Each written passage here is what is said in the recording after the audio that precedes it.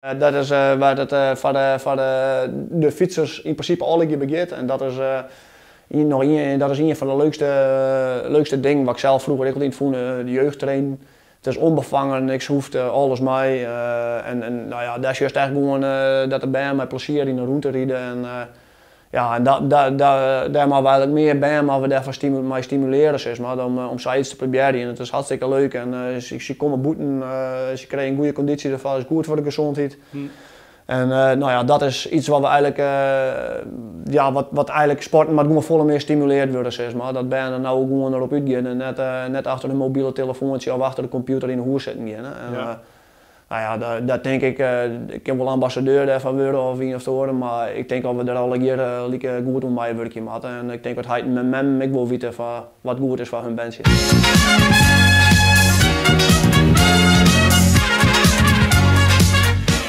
Goed, we gaan kijken in de verte, in de diepte. We zien een peloton, op dit moment nog een heel rustig peloton hier op de wielerbaan in Drachten.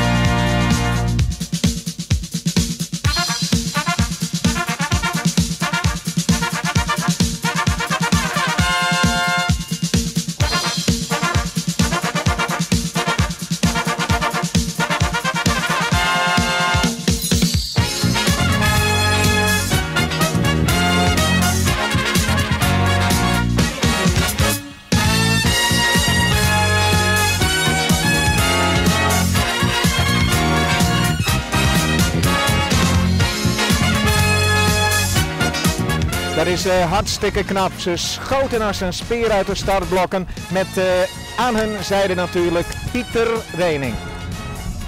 Deze renner bij ons, dat is Pieter Wening. En misschien als je de Tour de France ziet of je ziet het Giro, dan droom je natuurlijk wel eens van om daar aan mee te doen. Dat zou ik als jeugdrenner wel doen.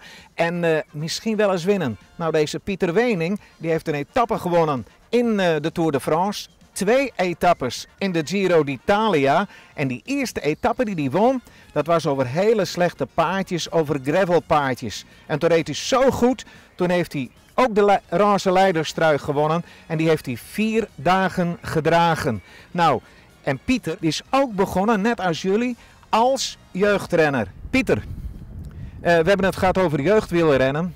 Ooit ben jij begonnen als jeugdwielrenner. Hoe kijk je daarop terug? Ja, dat is een van de mooiste periodes van mijn actieve fietscarrière, zeg maar. Ja, ik ben begonnen bij de jeugd. Ja, niks hoeft, alles mag. En ja, gewoon dinsdags en donderdags trainen, wat jullie ook doen. Als je ergens goed in wil worden, dan betekent gewoon dat je er gewoon veel plezier in moet hebben. En ja, dat heb ik ook altijd gehad en dat staat vooraan. Het gaat niet altijd om winnen. Winnen is leuk, maar bij de jeugd moet je vooral plezier in de sport hebben en lang doorgaan en wat doorgaan. En als je uiteindelijk iets wil bereiken, dan word je vanzelf wel goed. Maar plezier is nummer 1. Goed, we gaan kijken in de verte, in de diepte. We zien een peloton, op dit moment nog een heel rustig peloton hier op de wielerbaan in Drachten. Breed uit, waaierend over de weg op dit moment. En in het midden natuurlijk herkenbaar aan die groene helm. Ja, dat is Pieter Wening. De roots, de wielerroots van Pieter liggen natuurlijk hier bij de wielervereniging voorheen Drachten.